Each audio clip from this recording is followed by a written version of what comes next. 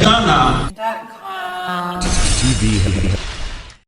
And by the way, my current video, which is video call, oh, you love the video. Really? Is African setting. It's an African setting of a girl who was washing at the riverside, got approached by a guy, and you know our clothing, we just tied clothes. You really love it. It was something. Okay, so give us like a description of what the styling is like in the video.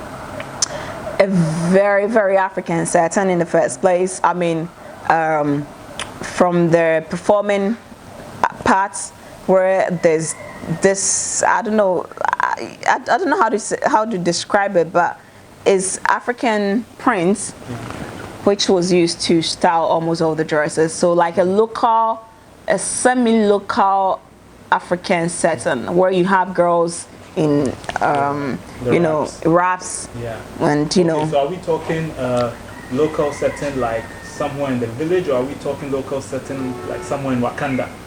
Oh, this is the village, but it looked like Wakanda because it was beside a river, and the river is so beautiful. Yeah, you know, it's a lake. It's a lake though. It's a lake. Yeah, like it was by the river as well. Yeah, it was a waterfall. Waterfall. Yeah. Yeah.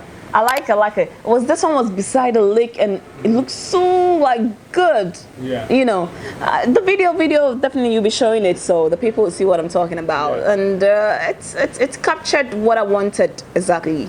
Yeah, a young girl from the village falling in love with this city boy, getting to know how technology works, and you know, you miss the person, you video call the person, which is something a lot of people should be doing by now in this COVID. Now that you can hug and have sex and all that.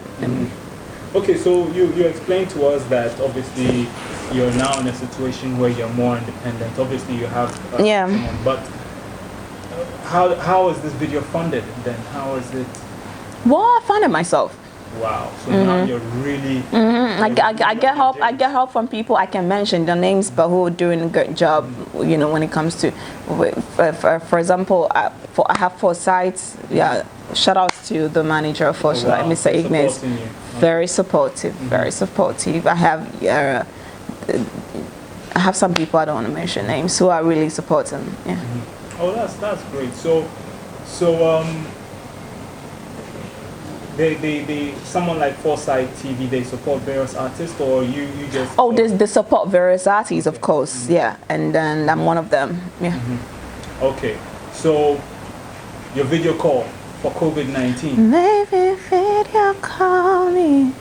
Yeah, you just. So was it inspired by the COVID-19 or? No, it was actually inspired by the Dapaah story. Okay, what's that? Break. Oh, you did not hear. Let me gist you. Let me gist you. Okay, so it's a story about you know, our honorable who was doing a video call with a girl. Okay. And I think it was somehow recorded and it got leaked. It got leaked. Yeah, okay. yeah. Oh, and the pajamas. I miss your pajamas. Wow. Trips to Bahamas. They added some to it. I just imagined the whole story from the beginning. Okay. So a video call, it's not just for, it wasn't about him. I was inspired by the story, but then I took it to a different level where you have a lover who is away from you, and then you miss them, and then you miss the pajamas they left in your house, or maybe the way they rock their pajamas, and you know, all the trips that you went to Bahamas, you know. I mean, no wahala. So I mean, come on. So I just got inspired, and I heard the beat. I was like, this is perfect. So like, baby, get in the shower. I'll be with you. I'ma give you a hug and make you sleep. Let me approve your seat for that meeting. Oh yeah, model for me. You know, a lot of men model for their girls. So when does that come out? Oh, that was in the video. That's in the video. No, I mean, when does the video and the song come out? Oh, the song is out, but the video I'm hoping to release it on my birthday, 17th of May. Okay, so that's not far away. Right, that's super. So we're going to wrap up, but I wanted to just get your perspective on one last thing. We're going to move away from music and entertainment. Okay. We're just going to touch on COVID-19 because you just said your song was inspired by that. Madagascar has a cure. Have you heard of it? Yeah. What's the problem? Why isn't Africa on it? Well, I just want to know, they have a cure. Have people taking it gotten better? For how long? Yeah, it's cured more than 3/5 of their patients. Okay. Yeah. Then I think the World Health Organization needs to get it and then do their research. Cautioning African countries not to take it because they want their vaccine out. They want their vaccine out. Yeah. But there's no one way to killing a bird. I mean, there's so many diseases, we have several drugs for it, right? Different pharmaceutical companies. Yeah. So I don't think this is an issue. Well, in that case, an African should stand up, do their own research, and if it's good enough, we should push it, because this is Africa. Madagascar is part of Africa. Exactly. So, yeah. So would you make a song about If they pay me. Business is business. Business is business. Okay, so I guess on that note, do you have any last words, anything that you'd want to... Yeah, I just want to say that people need to understand that things are not so rosy in the music industry, first of all. And like you said, when you don't hear an artist's name or something, yeah, there's an issue. I mean, first of all, we need funding. We had Nam1 and you guys have pushed him away. So now bring us people you think can do the job. Because music cannot go on without funding. It's like any other business. You need to, put in money in order to get money out of it. And there are a lot of young female talents out there who are really needs help as of now.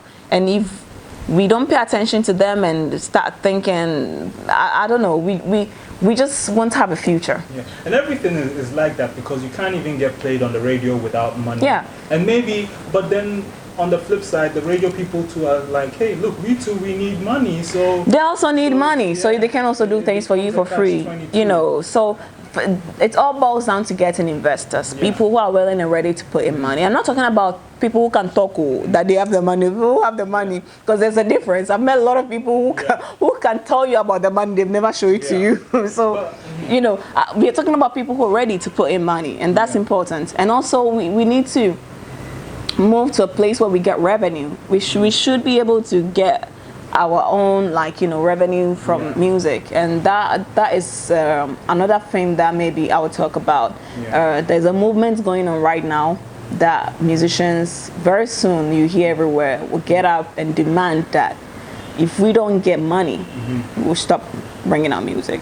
If we don't get royalties, we will not. Yeah, because we don't get royalties, is there a system to recognize that royalties are? There is, but it's not working.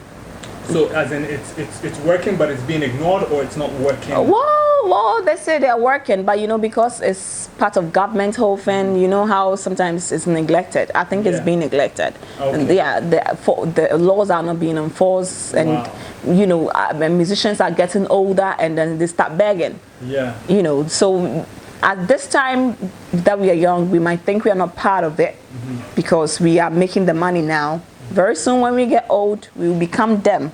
They would have died by then, we become them. The young ones will come up, they also act the same way, they don't care. It's a whole cycle going on. So somebody has to get up as a now when we are young to fight it so that we can have, it's more like an insurance. When you're old, you should have that kind of insurance, because I can't be performing when I'm 50 something old. Who knows? A lot of diseases, things could happen. And what happens if I'm not bringing out new music? It means my career should die. It shouldn't. So we should really, I'm sure very soon a lot of young artists who are watching right now will get to hear about it, and they should be part. They should join the movement. And from my side, I hope we start getting media that would, I know the media has to collect the money. I know the media wants to play what people are aware of, the beefs and everything. But I do hope there'd be a little bit more of a platform for people who are making really good music but cannot pay payola. Yeah. Do they still use the word payola? That's what it's still payola. Okay. Yeah, there's even a DJ called DJ Payola. If you don't pay, you play.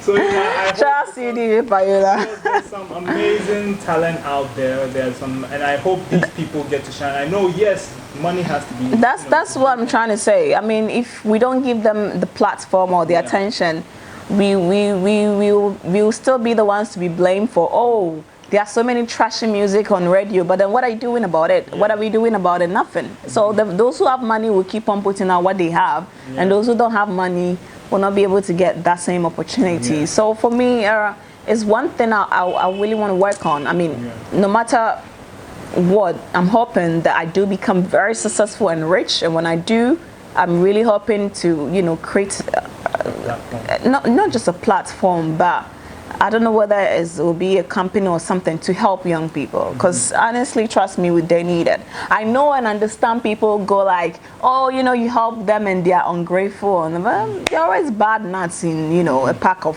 nuts. So you don't have to use that to judge everybody. You do your best first of all, then, you know, you make sure that you have a contract or whatever will bind them to make your money is important. So I think that's one thing I would like to put across to people watching. The music industry needs investors, first of all, and secondly too, to my fans, it's not that I've ignored you. True, I can't even ignore you. I know how much you want me to be bringing on songs every day, but then when I bring you download it for free. You know, how do I make money? Come on, that's not fair. You have to, when I bring it out, make sure that you're ready to buy. Don't ask me for a song when you're not ready to pay, because we pay to do production. You know, it's intellectual property here. You need to be paid. So the songs will come, but then I'll release it according to when I can release it, and I hope that you get to support me as you always do, sharing and all that. It's really, and I like the messages that I get from my fans. Trust me, I mean, it keeps me alive. Get somebody, oh my God, you're the best. You know, they make you feel like you're in heaven. Like you know, fans are really good. I really, fans are really fun. Yeah, they make you feel on top of the world, and I appreciate that. Okay, so let's end on a positive note. Okay, so on a positive note, what we know is that you want to kick off a company when you get rich. Yeah. To be able to support young artists. Yeah, I want to do that. And fund them. Yeah. You know, and so the question now the young artists want to know is, when are you gonna get rich? How about they start praying for me, and you know, or start buying your music. Start buying my music. Start buying my music. So, you know, because I just want to get to the point where I can use my influence to draw in investors. Yeah. That's the whole thing. Okay. So you know, it's not game. I'm not doing it because I just have the passion for it. I'm doing it because I want to make money out of it. But I also want to see you successful. You know. Okay. Yeah. So on that note, we'll end it there. Thank you, Efe Keys, for coming through. Thank you for having me. Sharing your ideas with us. And we've said a lot today. Good luck with the shows. Hopefully the pandemic will be over and we'll be seeing you on stage. I'm hoping so. Singing the high notes and everything. Yeah, this should happen before I start getting old, you know. Yeah. We need hurry up and go so she can do it while she's young. Thank you. All right. Peace out. Peace out.